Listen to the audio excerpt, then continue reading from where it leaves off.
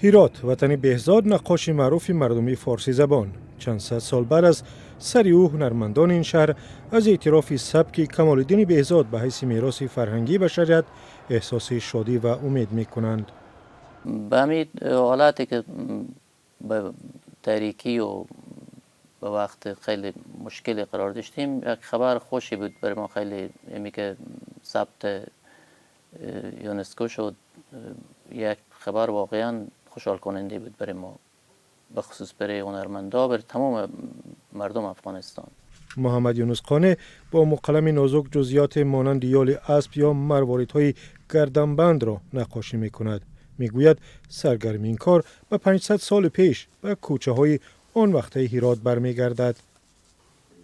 این یک از کارهای استاد کمال‌الدین بهزاده که من علاقمند ازی بودم و دوباره که کار میکنم.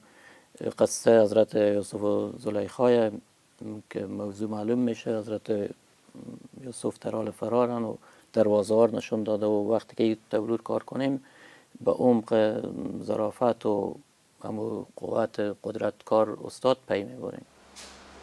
یونسکو مؤسسه این و فرهنگ سازمان ملل با ستایش افاده پرتراوت بهزاد ماه دکبر سبک مینیاتور نگاری بهزاد را به فهرست میراث غیرمادی فرهنگی بشریت وارد کرد. نگاره های کمال‌الدین بهزاد در آثارخانه های مشهور از جمله آثارخانه متروپولیتن نیویورک، آثارخانه های لندن و تاپکاپی در استانبول نگهداری می شوند. So we can say that Herat می توانیم بگوییم که هرات در بین سالهای 1469 و 1506 در عهد سلطان حسین میرزا بایقرا در جهان اسلام معادل دقیق فلورانسیا یا ونیزیا در جهان اروپا بود و بزرگترین هنرمند مکتب نقاشی هرات بهزاد که تقریبا در بین سالهای 1465 تا 1535 زندگی کرده است، در تصورات اسلامی تقریبا همان مرتبه را دارد که همزمان دقیق او لئوناردو داوینچی در غرب اروپا داشت.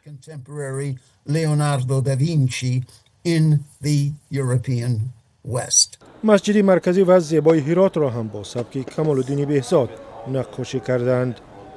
قبل از بهزاد ما چهره ها را می‌بینیم که به یک جای مثلا ایستاده هستند و یک نقاشی ساده و بیروح.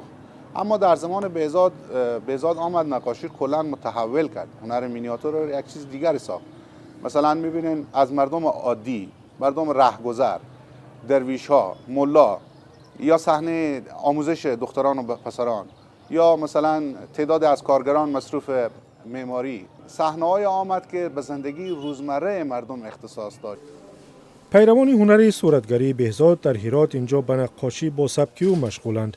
شهری که تا آمدن طالبان سرزنده و شاد بود و حالا برعکس شده است. روی شیشه و کاغذ نقاشی می کنند و توسط شبکه‌های اجتماعی یا به شناسهایشان می فروشند. نقاشی برای این بانوان که طالبان از حقوق بنیادیشان محروم کردند نه تنها منبع درآمد اندک بلکه احساس آزادی است. خیلی از انسان ها دنبال ازی میگردن که حتی بعضی ها به روان درمان مراجعه میکنن، بعضی ها مثلا کوشش میکنن یک کاری یاد بگیرن. خود همین سبک خیلی ارزش والایی داره. وقتی من میشینم کار میکنم که خود کامل رها احساس میکنم، میفهمم که خلقت پاک خداوند چقدر خوب بوده که مرا آزاد آفریده و او آزادی ما اون لحظه احساس میکنم. از زمان بازگشت طالبان با قانون‌های سختگیرانه اسلامی و عقیده‌های ارتجاعی خود و قدرت در سال 2021 بسیاری از هنرمندان افغانستان را ترک کردند.